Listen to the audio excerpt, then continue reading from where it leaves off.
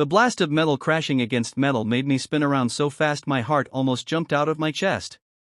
My yacht, my late father's yacht, was being smashed apart by a giant excavator, its arms swinging like it had no mercy at all. And right in front of it stood the HOA President, Karen, holding a clipboard like she was commanding a war. "Stop!" I shouted, running down the dock, but she didn't even look at me. Instead, she raised her hand and yelled, "Keep going. This vessel is illegally moored." Illegally? On the marina my family built? I couldn't believe what I was seeing. Her voice carried across the water, sharp and full of fake authority. "This boat breaks HOA regulations. He was warned." I felt my blood turn hot because I knew that was a lie. She'd never warned me. She never even spoke to me, she just hated the yacht because it blocked the view from her new penthouse. When I reached her, she stepped back and held up the clipboard like some kind of shield. "Sir, you're trespassing. This is HOA-controlled property now." I stared at her, then at the excavator ripping into my deck like it was trash.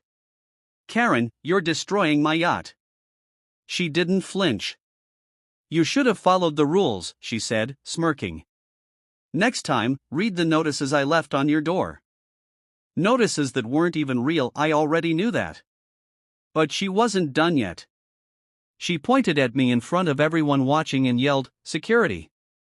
Remove him before he gets violent." 2 guards rushed toward me, but I didn't move.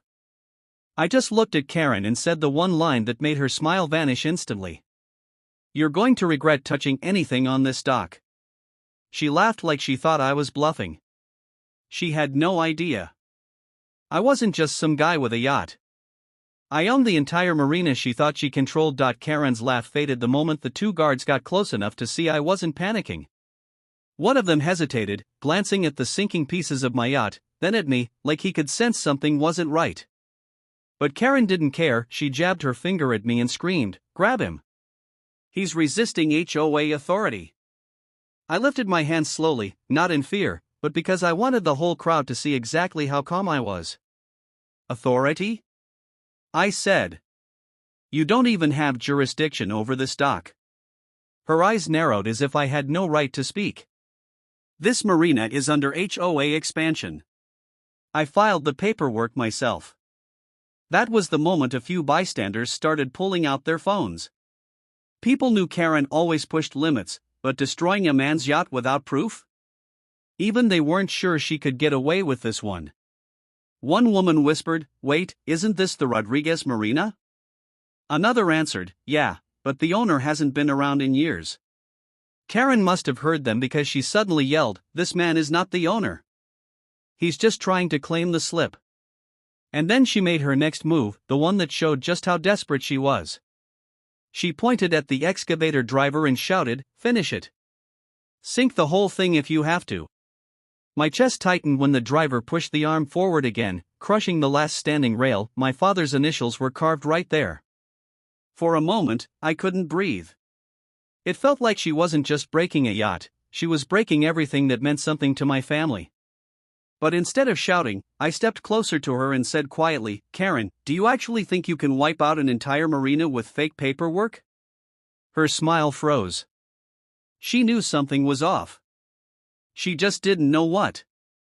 Then the guard closest to me finally asked the question she didn't want to hear. "Ma'am, if he's not the owner, then why is his name on every dock lease plate?" The color drained from her face. She spun around and saw it, the small brass plates she never paid attention to. Every single one had the same name engraved. Mine. And that's when she realized. The man she was trying to remove from her property was the one person she had absolutely no power over. Karen froze, her hands trembling on the clipboard as the crowd started murmuring. Someone pointed at the brass dock plates again, and a reporter yelled, "Sir, are you saying you own this marina?" I nodded, calm but firm. "Every inch. Every dock. Every slip. This yacht, that excavator, even the waters, it's all mine." The crowd gasped, and Karen's mouth opened and closed like a fish out of water.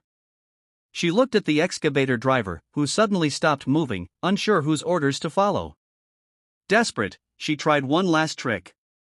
Security! Arrest him! He's trespassing, he's dangerous, she shouted. The guards hesitated, glancing nervously at me, then at each other.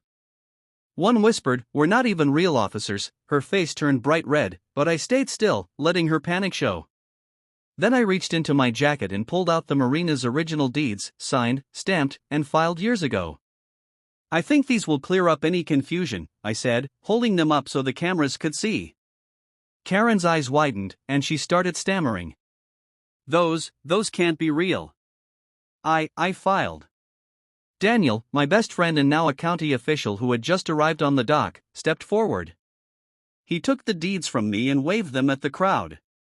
"Folks," he said, "let's be clear. This property belongs to him.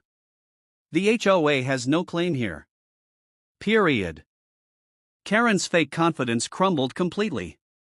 She muttered something under her breath and tried to walk away, but the crowd's whispers followed her like a storm.